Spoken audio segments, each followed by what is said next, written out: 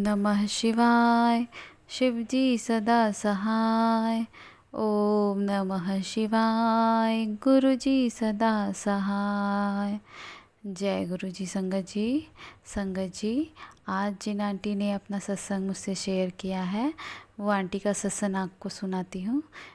Aunty जी कहती हैं, संगत जी जय गुरुजी। संगत जी, मैं अपना जो सत्संग है मंत्र जप से शुरू करना चाहती हूँ। ओम नमः शिवाय। शिवजी सदा सहाय। ओम नमः शिवाय। गुरुजी सदा सहाय। जय हो गुरुजी महाराज का। जय हो। अनंतम अनंतम शुक्राना गुरुजी महाराज, मुझे अपने से कनेक्ट करने के लिए गुरुजी महाराज। संगत जी, मेरा कनेक्शन जो है गुरुजी से मई 2023 में हुआ था। मई 2023 में मेरा कनेक्शन हुआ और ऐसा लगता था कि गुरुजी से मेरा कनेक्शन ना जाने किस जन्म से है, लेकिन इस जन्म का जो मेरा कनेक्शन है गुरुजी से वो मई में हुआ था। गुरुजी से जुड़ने के बाद मेरी ज़िंदगी बहुत अच्छी हो गई थी। मुझे जो इतना डिप्रेशन रहता था, जो मेरा इतना हेल्थ इशू रहता था मुझे, संगत जी वो सब गुरुजी की कृपा से सही हुई है। और गुरुजी ने मेरे सारे परिवार वालों को ब्लेस किया है। संगत जी, मैं एक हाउसवाइफ हूँ और मेरे हस्बैंड वो थोड़ा प्रॉपर्टी डीलिंग का काम करते हैं। संगत जी, तो दो जो है प्रॉपर्टी डीलिंग का काम, इस वक्त कहीं भी कुछ हो नहीं रहा था। उनका सिर्फ एक ही काम था, प्रॉपर्टी डीलिंग का। तो जो काम है ना संगत जी, वो बिल्कुल उनका ठप हो गया था और घर में कहीं भी से भी 1 रुपए की इनकम नहीं थी और खर्चे अपनी जगह थे।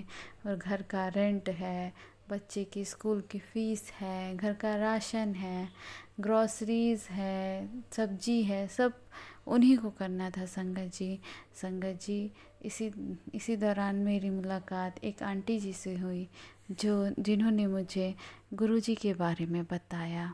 गुरुजी के बारे में बताया, फिर मैं उनसे न जाने कैसे धीरे धीरे अपने आप उनके सत्संग सुन के, उनके मंत्र जप करके मैं उनसे कनेक्ट हो गई। फिर क्या, फिर आंटी जी ने बताया था कि अपनी सारी गल्ला गुरुजी नाल किया करो। और मैंने सुना भी था, गुरुजी कहते हैं तो किसी और के सामने अपना दुख ना गाया कर, सिर्फ मुझसे शेयर किया कर। मैं तेरा प्यो हूँ, मैं तुझे बहुत अच्छे से समझता हूँ। तो मुझे भी बहुत अच्छा लगता था उनसे बात करके। उनके स्वरूप के आगे बैठ के मैं घंटों तक बात करा करती थी, अपने सारे सुख दुख अपने गुरुजी से कहा करती थी। तो ऐसे ही संगत जी, अभी भी मेरे अंकल जी का कोई काम अच्छे से नहीं चल रहा है, लेकिन ना जाने कहाँ से कैसे गुरुजी हर चीज़ की व्यवस्था कर देते हैं।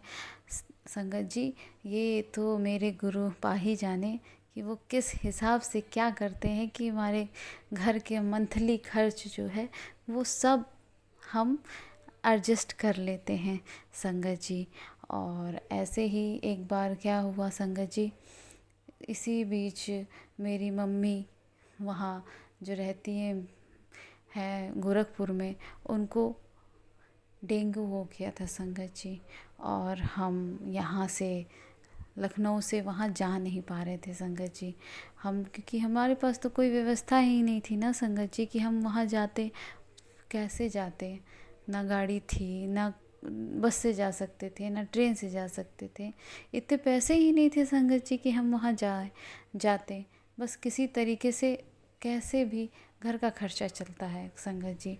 फिर मुझे बहुत दुख हुआ कि मैं नहीं जा पा रही हूँ अपने माँ के पास। मेरी माँ इतनी बीमार है, और मेरी माँ ही नहीं, मेरी बहन, मेरा भाई, सबको डेंगू हो गया था। सिर्फ मेरे पापा और मेरी एक और बहन बची थी। हम 4 बहनें हैं संगत जी, और उसमें से एक बहन मेरे साथ रहती है और बाकी के 2 मम्मी के साथ रहती हैं, जिसमें से 2, एक बहन, एक भाई और एक मम्मी को डेंगू हो गया था संगत जी। डेंगू हो गया तो वहाँ पे उनका सरकारी अस्पताल में इलाज चल रहा था। मेरे मायके वाले भी इतने सक्षम नहीं है कि वो प्राइवेट में कुछ अफोर्ड कर सके, लेकिन फिर भी उनका इलाज प्राइवेट में चला। मेरा भाई और मेरी बहन तो ठीक हो गए वहाँ पे, लेकिन भाई तो एकदम ठीक हुआ, बहन को तो थोड़ा सा दिक्कत था।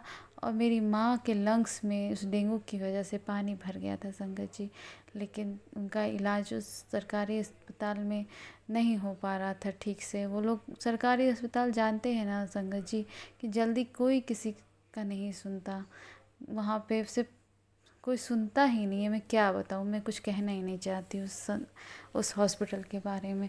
फिर मैंने गुरुजी से बहुत अरदास लगाई, मैं गुरुजी सामने बैठ के बहुत रोई।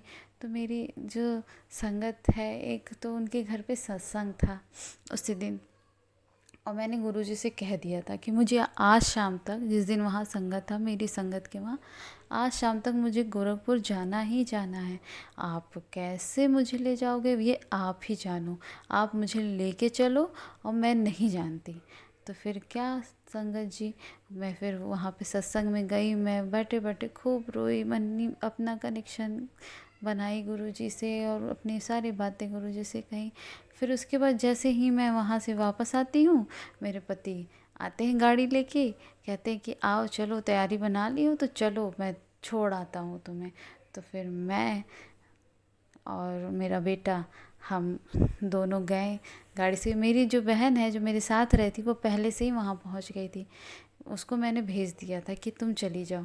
अब ये सब हालत देख के अकेले वो क्या क्या मैनेज करती, जब घर में सभी बीमार पड़े हुए हैं।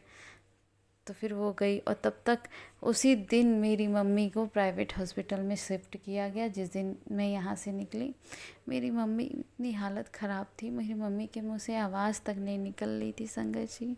माँ का वो दुख देख के इतना इतना रोना आ रहा था ना, लेकिन मुझे गुरुजी पे पूरा विश्वास था कि गुरुजी मेरी माँ को कुछ नहीं होने देंगे संगत जी। संगत जी, फिर मैं उन आंटी जी से एक पॉकेट स्वरूप लेके गई। मेरे पास सिर्फ एक छोटा स्वरूप है जो उन्हीं आंटी ने मुझे दिया हुआ है। फिर मैं उन्हीं आंटी से कहती हूँ, अगर आपके पास कोई पॉकेट स्वरूप हो तो मुझे दीजिए। मैं वो पॉकेट स्वरूप लेके मैं गुरु वहाँ पे, सॉरी संगत जी, मैं माँ के पास जाऊँगी। तो फिर मैं वहाँ गई, पहुँची। उसके बाद अगले दिन मैं माँ से मिलने गई और गुरुजी का जल प्रसाद बना के ले गई थी। एक बोतल पूरा बना लिया था, और वो जल प्रसाद मैं हॉस्पिटल में दे के आई। बहन से कहा कि पानी देना हो तो यही पानी देना, और कोई पानी देना। फिर क्या हुआ संगत जी, दवाइयाँ तो चली रही थी, और गुरुजी की मेहर से उस जल प्रसाद से पीने के बाद मेरी माँ अच्छे से बोल पाई, अच्छे से बैठ पाई कुछ घंटों के अंदर। बस यही देख के फिर मेरा दिल एकदम गदगद हो गया। अनंतम अनंतम शुक्राना गुरुजी, मेरी हर मुराद को पूरी करनी। मेरे जो दिल से दुआ थी मेरी माँ के लिए, वो आपने पूरी कर दी संगत जी। जय गुरुजी, शुक्राना गुरुजी, अनंतम अनंतम शुक्राना। जय गुरुजी संगत जी। संगत जी, अगर आंटी जी का ये सत्संग आपको पसंद आया हो तो हमारे इस प्यारे से चैनल को सब्सक्राइब करिएगा, और कमेंट बॉक्स में जय गुरुजी ज़रूर लिखिएगा। जय गुरुजी संगत जी, जय गुरुजी।